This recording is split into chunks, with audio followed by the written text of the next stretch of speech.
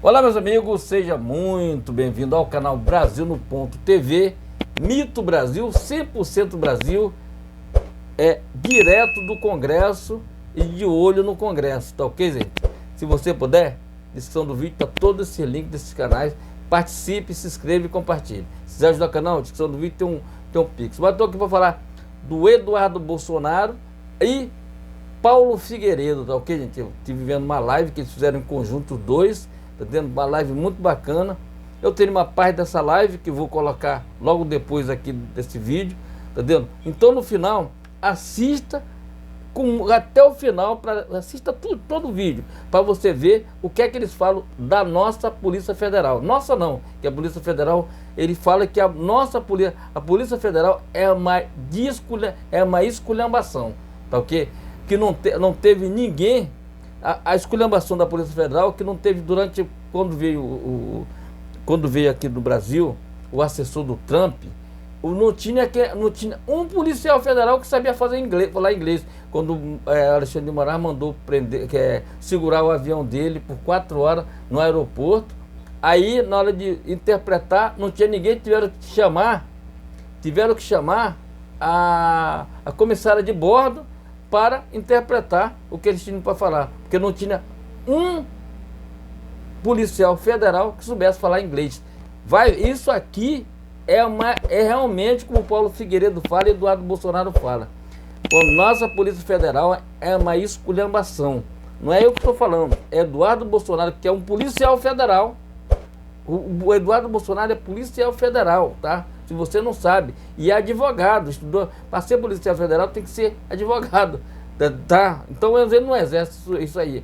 E o Paulo Figueiredo fizeram uma live onde eles falam tudo isso aqui, e no final eles falam que a nossa Polícia Federal é uma esculhambação, tá entendendo? Se inscreva, compartilhe.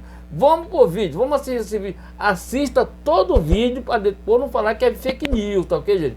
Depois não vai dizer que eu tô falando. Tô falando as palavras do Eduardo e a palavra do Paulo Figueiredo, que fizeram uma live, inclusive teve milhares de acessos e muita gente. Se inscreva, compartilhe, é muito importante o seu compartilhamento.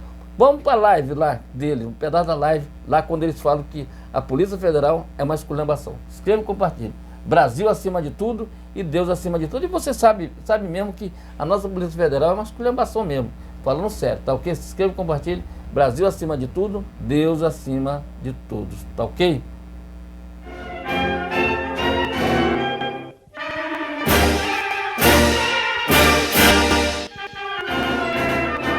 Eles ajudaram o Lula a chegar ao poder, que eles ajudem a gente a restabelecer os direitos democráticos no Brasil através de pressão. A pressão tanto funciona que o Lula chegou ao poder.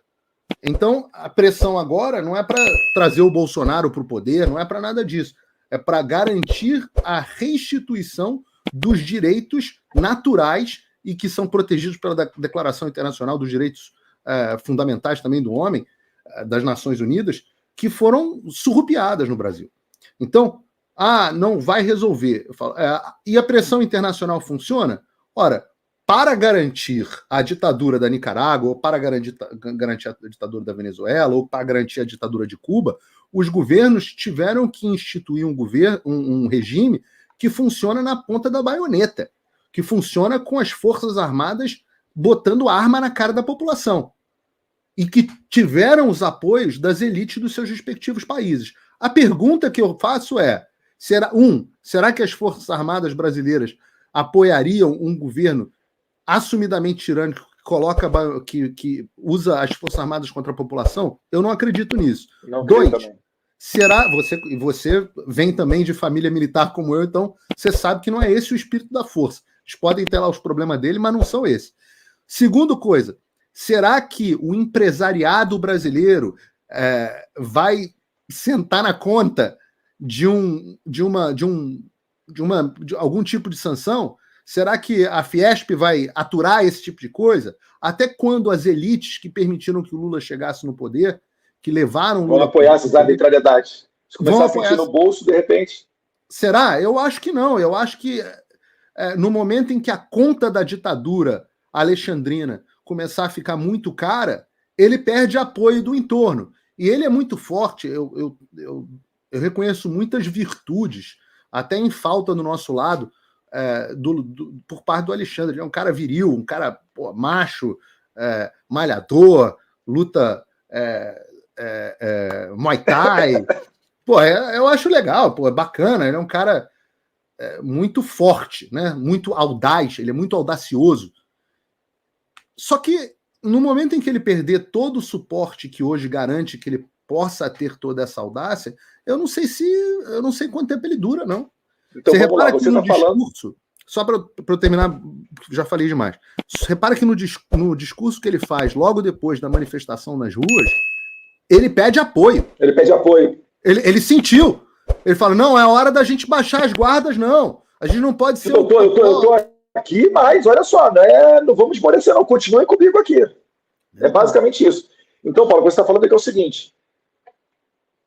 Aquela tratativa que a gente fez no final do ano passado, com Chris Smith, Marjorie Taylor Greene, a visita ao Congresso americano, CPEC, a gente pedindo uma audiência no Congresso americano também, e agora vai se realizar essa audiência. Isso pode ter como consequência uma resolução que embasaria um novo olhar dos Estados Unidos para com a democracia brasileira, podendo talvez, a depender do que avalie a autoridade americana, sendo na administração Biden ou na futura administração, que eu acredito será a administração Trump, afetar o bolso de empresários que não estariam dispostos a seguir apoiando essas arbitrariedades do Alexandre de Moraes. Está certo meu raciocínio? Tá, eu sei que você, como deputado brasileiro, Eduardo, não gostaria de nenhum tipo de sanção contra Com certeza não. O Brasil. Eu sei que você já manifestou isso muitas vezes, mas as sanções, elas advêm da deterioração das liberdades individuais e dos direitos humanos. Eu diria que é altamente provável que com os fatos, porque nós só vamos levar fatos e não opiniões nos nossos testemunhos, inclusive não podemos mentir testemunhando para o Congresso, né? Eu acredito que a consequência natural dos fatos que a gente vai apresentar é que os congressistas americanos vão apresentar um projeto de lei aplicando sanções ao Brasil de forma similar ao que eles já estão fazendo com a Nicarágua. Venezuela também. Venezuela tem alguns bilhões de dólares do pessoal do regime congelado. Muito, muito.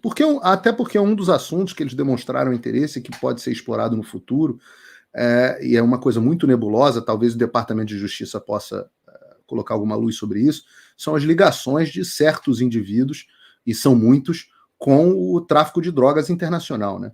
E isso é um assunto muito caro dentro dos Estados Unidos. Eu digo isso porque o Nicolás Maduro, por exemplo, que é recebido aí no Brasil pelo Lula com honras de Estado, ele é um narcoterrorista procurado pelo Departamento de Justiça dos Estados Unidos com uma captura de, sei lá, 5 milhões de dólares, uma coisa assim. 15 milhões, se não me engano. Eu não me lembro mais quanto é que é, mas é um dinheiro bom.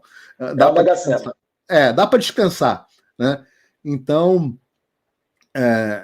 eu me pergunto, o que será? Será que algum dia vão investigar a quantidade de drogas que passam pelo Brasil para ir para os Estados Unidos, e aí passa a ser um problema dos Estados Unidos? E a gente sabe, eu não sei o quanto que você quer falar aqui sobre isso, mas a gente, por conversar tanto com o Trump e com o entorno dele, a gente sabe a postura do Trump e do seu entorno em relação ao Brasil, né? Eu não vou cometer aqui a inconfidência de dizer o que o Trump falou para você quando ouviu a história, que isso vai ficar reservado. Mas olha só, algo interessante lá no CPEC, eu vi o Jason Miller. O Jason Miller, me corrija se eu estiver enganado, anda muito com o Trump, inclusive com algumas atribuições aí na parte de propaganda, marketing. É o braço direito. O Jason Miller é o braço direito, ele é o porta-voz do Trump, ele é o principal assessor do Trump ali no dia a dia. Para quem não se lembra, o Jason Miller foi o americano detido em 2021 ou 2022, após ele vir aqui palestrar no CPEC do Brasil. O Alexandre de Moraes mandou a Polícia Federal no aeroporto, segurou ele, queria que ele assinasse um papel em português. Só um instantinho, meu amor, daqui a pouquinho eu vou aí. Queria que ele assinasse um papel em português, ele falou que não sabia, exigiu um tradutor, ele não sabia o que estava acontecendo, queria saber se ele era investigado, se ele era testemunha, enfim, um samba do crime doido, depois de algumas horas ele acabou... Foi uma vergonha. E teve repercussão nos Estados Unidos à época, que eu lembro. Teve o Trump, ele ligou para o Trump na época, o Trump já não era mais presidente, e o Trump ficou estarrecido, eles começaram a acionar os contatos dele e tal, mas foi uma vergonha, porque o Jason estava indo num jatinho privado, num voo onde até eu deveria estar, mas acabei não conseguindo ir. Ele estava num jatinho privado voltando para os Estados Unidos, e aí o que aconteceu foi que ele, no caminho, entrando no avião privado dele, foi detido pela Polícia Federal. Chegou lá a Polícia Federal, começou a querer falar com ele, nenhum dos policiais federais falava inglês. E não tinha um tradutor oficial. Chamaram a mocinha da companhia aérea para ficar fazendo a tradução. Um negócio completamente legal. Aí no final deram um papel para ele assinar. Cara, pensa assim, não só o cara saiu do país pensando quem é Alexandre de Moraes, quem é esse cara que faz esse tipo de coisa. Obviamente eu já tinha brifado muito ele sobre essa possibilidade, já estava até considerando que ia acontecer. Ele encontrou com o presidente Bolsonaro nessa viagem, lá no Palácio, tomou café da manhã com ele. Mas ele saiu com a sensação de que o Brasil é uma esculhambação, né? Que a Polícia Federal brasileira é uma esculhambação. Então, o que é verdade, lamentavelmente, né? Eu, como policial federal, me corto o coração a falar isso ainda. Porque não adianta, cara. O que fica para a população é o exemplo negativo. É só uma parte da Polícia Federal. É só uma parte da Polícia Federal, mas é a parte da Polícia Federal que está todo dia no jornal, que está todo dia cumprindo missão, que está todo dia... Poxa, acabei de voltar do Congresso Nacional, fiz um discurso hoje que eu pretendo legendar para inglês, onde eu chamo a atenção da Embaixada Americana, dos órgãos de controle migratório dos Estados Unidos, sobre, por exemplo, a prisão do Felipe Martins. O Felipe Martins foi preso, acusado de sair do Brasil, junto com o Jair Bolsonaro, naquele voo lá de 30 de dezembro de 2022, e duas matérias do queridíssimo Guilherme Amado, embasando a decisão do Alexandre de Moraes, onde Alexandre de Moraes diz basicamente que o Felipe Martins se evadiu para não ser alcançado pela justiça, depois de ter feito ali a tal minuta do golpe, que até agora, né, nunca se viu. A minuta do golpe, na verdade, uma minuta, talvez, se existir, de estado de defesa ou estado de sítio, é porque o negócio é muito nebuloso mesmo, porque ninguém tem acesso. Só quem tem acesso são 2 jornalistas de grandes veículos de comunicação. É por isso que nunca se sabe se é verdade, os advogados não têm acesso completo aos autos, cogitação, sem saber exatamente o que está acontecendo. Mas dá tudo a entender de que essa foi a motivação da prisão em flagrante do Felipe Martins. E aí eu pergunto, como é que ele pode ser preso sob o risco de sair do país se ele foi preso no Brasil? Falou, não, o Felipe Martins saiu do Brasil para fugir da justiça. Tá, ele saiu do Brasil para fugir da justiça e foi preso no Brasil. Ponto número 1. Ponto número 2, a defesa dele protocolou. Né? Depois eu queria até que você falasse um pouco mais sobre isso, Paulo, que você fez uma live falando desse assunto, mas a defesa do Felipe Martins protocolou que dia 31 de dezembro ele pegou um voo de Brasília para Curitiba. Não haveria tempo hábil para 30 de dezembro ele ir aos Estados Unidos, voltar dos Estados Unidos dia 31 e pegar um voo dia 31 de Brasília para Curitiba. Isso, assim, é humanamente impossível, porque o dia só tem 24 horas para todo mundo. Até onde eu sei, você não consegue burlar essas leis iniciais do Isaac Newton, né? Onde o corpo não ocupa o mesmo espaço, 2 corpos diferentes não ocupam o mesmo espaço ao mesmo tempo. Então, a conclusão lógica é, para prender Felipe Martins, Alexandre de Moraes está acusando as autoridades migratórias brasileiras e americanas de terem tomado um tudo de bom do Felipe Martins. Felipe Martins ele conseguiu burlar o controle migratório brasileiro da PF para sair e para voltar, e ele conseguiu burlar o controle migratório norte-americano para entrar e para sair dos Estados Unidos. É por isso que eu comecei hoje meu discurso falando, chamando a atenção não só da Embaixada Americana, mas das autoridades que fazem esse tipo de controle dos Estados Unidos, né? O TSA, o Border Patrol, CBP, e todo esse pessoal. Se puder falar mais um pouquinho, Paulo, estou errado, estou certo, Felipe Martins, é isso mesmo? Na verdade, qualquer um com os dados do Felipe Martins pode entrar na internet e tirar, só precisa ter o número do passaporte dele, nascimento, nome completo, e você vai na internet e tira um I-94. O I-94 é o formulário que registra todas as entradas e saídas que você teve dentro dos Estados Unidos. É um documento que qualquer um pode ter, uma certidão. Inclusive, é muito comum você apresentar um I-94 dentro de processos imigratórios, etc. A PF tem um sistema próprio também, o STI. Eu fiz controle imigratório quando era plantonista no aeroporto de Guarulhos. Coisa mais simples que tem é pegar o nome da pessoa, o passaporte, você viu, se saiu, se entrou e etc. Esse é o sistema da PF, que a PF acessa. O I-94, você como cidadão comum acessa. Então, é uma coisa muito, muito aberta e muito transparente. O que acontece é que o nome do Felipe constou originalmente ao que eu consegui apurar, na lista de passageiros que iam com o seu pai para os Estados Unidos no dia 30, mas ele recebeu uma... Aí que todo mundo que é casado vai entender, ele recebeu uma encheção de saco da mulher dele, né? E ele acabou não indo. Falou, se eu for, eu vou depois, etc. Não foi. E concluiu, seguiu com a mudança dele, mandando 8 malas e embarcou, e tem e-mail da TAM pedindo para avaliar o voo, etc., lá para Curitiba. E vou resumir com 2 palavras. Parabéns!